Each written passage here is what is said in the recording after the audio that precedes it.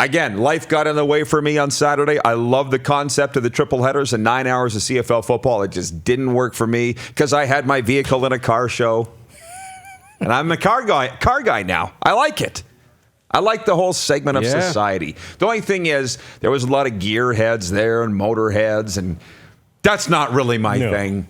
I'm like, I'll just drop off my Jeep and then go take off for the day and I'll come back. Yeah. I kind of like the car show thing. Totally new to me. I'm liking learning to live again. But with the commissioner coming up, well, my point here is our director of scouting watched all those games, and he'll have his take on all those games. The Argos finally winning. And Edmonton, 40,000 plus. The biggest crowd of the season was in Edmonton. And Edmonton knows they're a great CFL town. I'm not sure how many people across the country, unless you are 40 plus, realize how good of a town, well, actually what a great CFL town Edmonton is. They led the CFL in attendance for 20 some years. Like, they were the flagship franchise. They're not now, but then they go out and their team, from what I understand, lays an egg, because I couldn't see it. I was at the wedding of Connor the intern's father and his new bride, so I didn't see any of that game. But to pick up on what JC said before we let him go to his actual job, if the NFL came to Canada, because I thought we gave up on this, but if it were to show up, what would it do to the CFL? I'll start with you, JC, because you dropped the stink bomb, so you clean up the mess. Answer your own question. What would it do to the CFL? Well, I wonder if the CFL would become more prominent in the medium, large markets. Like, I don't think it changes things in Regina, Edmonton, Calgary, but I think it makes Atlantic Canada more interesting. Do you see perhaps another team in Quebec? Now, I'm just throwing stuff out here, but does it become less about the major markets and more about, keeping the markets like a Regina, for example? Now, Saskatchewan might be an outlier because riders, but I don't know if financially that would make sense. But do you take it actually away from the larger markets? And then the next problem you have is if Vancouver and Toronto, more importantly, if they're not involved, what does that do for the broadcasting? Is TSN still interested? Presumably, yes. Which is your company. Which is on my company. I could go on for hours on this. And I'm not saying I have all the answers. I probably have none of the answers, but I certainly like talking about it. Let's just think about this for 1 second. The NFL tried to tickle its toes into Saskatchewan in August and got them cut off by the Riders. Let's just remember that. The Riders don't want any competition from the NFL. So for everybody to say, Saskatchewan's got the Riders, so they're fine, I'm not sure that's a slam dunk. And then, I mentioned it last week. I don't know if you were watching or not. Probably not, because you were at work. You're not supposed to watch at work. I catch your little... Well, StubHub sent out that news release that said 54% of all international ticket sales are sold in Canada for the NFL. 54%. And Toronto obviously leads, but the 2 and 3 cities were Calgary and Edmonton. And I think that would give the willies to any CFL fan in Alberta. It really should. It's not Vancouver. It's not Atlantic Canada. It's Calgary and Edmonton. So the NFL is making some inroads in here, particularly in Alberta. So I've been a proponent of moving the Argos to Moncton already. Go. Goodbye. Like, I want them gone. So if you want to plunk an NFL team in Toronto, because I don't even think it's obviously not a good CFL market to begin with. So what are we farting around here for?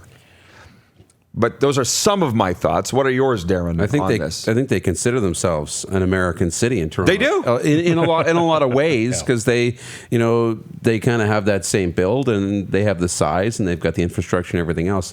The one thing I will caution everybody is all of these tests that the NFL has failed on, whether it's the NFL in Winnipeg, trying to come to Regina, the Bills series in Toronto, those are not accurate representations of if the NFL will work in Toronto. The way I think I described it in this program, if 5-6 years ago, the Calgary Roughnecks and the Toronto Rock would have played a National Lacrosse League exhibition in Saskatoon or Regina, would we have all went and filled it? No, not a chance would we have filled it. Had 3,000 people in the building, and that would have been it. So what changed? Or and how so did it we work? would have all sat there and said, okay, lacrosse is not going to work in Saskatoon. But it's our team. It's Saskatchewan's team. We support it, right? And if Canada had a team in the NFL, the Bills are not Canada's team. 8,000 season tickets, they say, from Toronto or Southern Ontario to Buffalo and to that area. That's because you have NFL fans. They're not all Bills fans. It's because it's the easiest, cheapest, closest place to get the NFL. And you're in for the visiting teams. Some Bills fans, sure, but you're in for the NFL. And if we had a team that was our own, we'd support it. For sure we would. Just like we do with the Rush. Yep. Raps would be the immediate exhibit A to what you're arguing, I would say. Oh, sure. Yeah. Well, and Blue Jays, too. Yeah. So maybe the NFL team in Toronto becomes Canada's team, and we play outside of it, and we're fine with that. I mean, when's the last time you were in Toronto? I'm there a lot. They are unpatriotic. They do consider themselves an American city. So my thing is just go. You don't want to be here, so go. And their treatment of the CFL as a CFL city of their team is, I've said, borderline abusive. You know, it's an insult the way that they do or don't treat that Argos football team. So move the franchise, take your NFL team, and we'll just play around you. Because when you go to Hamilton, which is like 57 kilometers from the Toronto airport, not that far, distance from Regina to Milestone, the huge CFL town. Go to Ottawa. Seen those games lately? Not Saturday. That's not a great example because they're mad at their team right now. But you see plaid everywhere. It's a wonderful CFL town. Montreal, did you watch that one Friday night? Stadium's packed. Pretty soon they're going to be able to rip those tarps off the upper deck stands and they're going to be filling them with what the Alouettes are doing. The CFL is great, but for Toronto, in my opinion. And it's another reason to step on the accelerator to put a team in Halifax. Again, our sales manager, Tyler's from there. He thinks it'll work. One thing I realized coming back from Touchdown Atlantic, which is another thing I want to talk to the commissioner about. I'm taking questions, by the way, for our interview with the commissioner next hour. Yeah, they say it's all we have in Saskatchewan is the riders. True. Out there, they don't have anything. Nothing. It would be all they have. Yeah, I was just there. It was a real big deal to them, for the Alouettes and Argos, to come out to New Brunswick to play a game because they don't have anything. So I guess the CFL could be stronger everywhere but Toronto, is my point. Take your team, leave. Is that rude? No, I don't think so. I don't think that people in Toronto are anti-Canadian, though. I don't think they're unpatriotic. I do think sometimes they have potentially the attitude that it's bigger than the CFL, right? We need the NFL because it's a bigger city and we deserve, bigger things. The Leafs can register on that. The Jays can register. The Raptors can register. I think they love Canada. I don't think they would, choose the States over Canada. But I think it's a level of this isn't quite good enough for me, and that's the issue. I think is that the Argos were a massive deal right back in the day. It was just the 90s, and they were a huge deal. So. I'd love to see that again. That's a little disappointing. I do agree on that. Your thoughts on this discussion? Have we changed you either way, JC? Have we swayed you on anything? What I think that a lot of it comes down to, too, is just the number of entertainment dollars that exist in any one marketplace. And it's just the raw numbers, right? Like in Calgary, Edmonton, Toronto, these are cities that have more money to spend. And when you look at, why the NFL certainly failed in that Winnipeg game. And what would it have done in Regina is my kind of question. As an NFL fan, I would have been in, but at $300 a pop, there's only so many dollars in a marketplace, right? So, I memean, ultimately, Argos going away, NFL coming in, could Toronto support it? Certainly, but I just wonder how much money people have to spend. Toronto certainly could. I don't know. I ultimately, if it happened, I'm still a Colts fan. I think that's the thing is that if Tennessee, you have a team ride, I mean, what changes then for me as a fan? I don't know. Mm-hmm. That's interesting. I was talking to a guy who was asking me about, actually, it was the Pilot Butte Storm, Junior B hockey team, just outside of Regina. And how do we market? How do we get more people to our game? How do we market in Regina? We can't get enough people coming out. I want to put social media out. You don't. They're at a point now, if you're trying to get into the Regina market with the Pats and, you got the Riders and you got all these things that you're competing for, don't. Go to Pilot Butte. Be the greatest thing in that community. Yeah, market in your area. Get your 300-400 people out to a game, and that's amazing. You're going to crush it. You'll be the best team in Junior B hockey, right? Are the Argos there yet in Toronto? They either have to decide we're going to step up, spend the marketing dollars, market our players, and compete with the Raptors and the Jays and the Leafs and the NFL too, or do we go to Halifax? Do we go to another market where we have a bigger piece of the pie and we can really own that market and take our 10 to 15,000 or 15 to 20,000 a game and really be successful? Or are we going to try and compete and see if we can't get there in Toronto? That's a big question that MLSC and those guys have to answer. But that's why I said I could talk about this for hours, because Lee has written in on the Facebook wall and says, I think the Rush might take exception to the comment that we have nothing else here except the Riders. Well, my point, there's no bigger Rush fan than me. I go to every game I can, and you do too. The point is, the perception is all we have is the Riders. And by the way, the Riders have been here for 119 years. The Rush have been here for 4.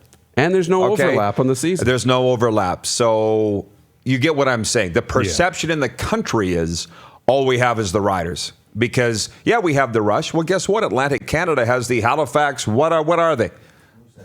No, the lacrosse team. This is their first year they're going to have a lacrosse team. They've moved from Buffalo. So, the NLL's got a lot of work to do making some inroads as well. But there's an NLL team in Halifax. We're not talking about that. So I guess what my point is, give Toronto their NFL team and just be gone. The Leafs are another topic altogether. What are you checking your phone, DuPont? We're on the air here. Got to do business. Business doesn't wait. Can't wait till the break. Clearly, your fans can't. Of course not. Questions for the commissioner, because you're going to have to roll, JC. Anything you'd like to hear from Commissioner Randy Ambrosie? He'll be with us in hour 2. Yeah, I think I really just want to see where we're at with, the big vision for the league. What is the realistic future? What is the commissioner's 3-year plan? What does he want to see? Is that the Atlantic franchise in Halifax?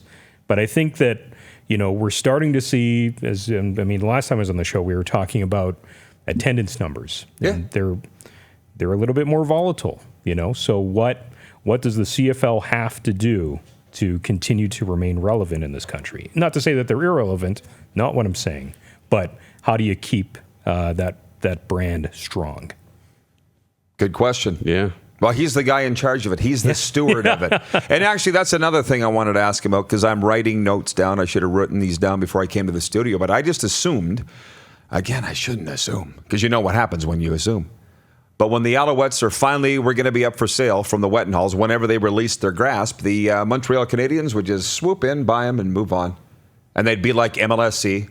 They'd be like Calgary Sports Entertainment Group, Flames, Waters, Hitmen, Rush, or Roughnecks, all owned by the same. And for whatever reason, Molson and the Canadians haven't. And I wonder why that is. Yeah. And I'd like to get Randy's take on sports conglomerates, because I like them and I don't like them. But anyways, JC, as we let you go, what's new at CTV News? What do people need to know? What are the big stories you're working on today? Big stories today. Interesting poll from Nanos Research that CTV conducted about the federal election, where voters stand. Obviously, people in the prairie provinces, 59% saying they are looking forward to a change in government. That is not the case across the country. Wow. In Atlantic Canada, the number is as low as 39%. Number one issue for voters, climate change and the environment, not the economy. So, interesting. Some interesting numbers. Not that I want to make this a political show. Dangerous. We're okay with that. When I was in Moncton, they hated Trudeau out there. But that's just me. Maybe it was just the people that I was hanging around. JC, thanks for coming in. You have an open invite anytime. Thank you, my friend. Thank you very much for having me. Appreciate it. You're watching Rod Pedersen On Demand. For more of The Rod Pedersen Show, visit rodpedersen.com or follow Rod Pedersen on social media.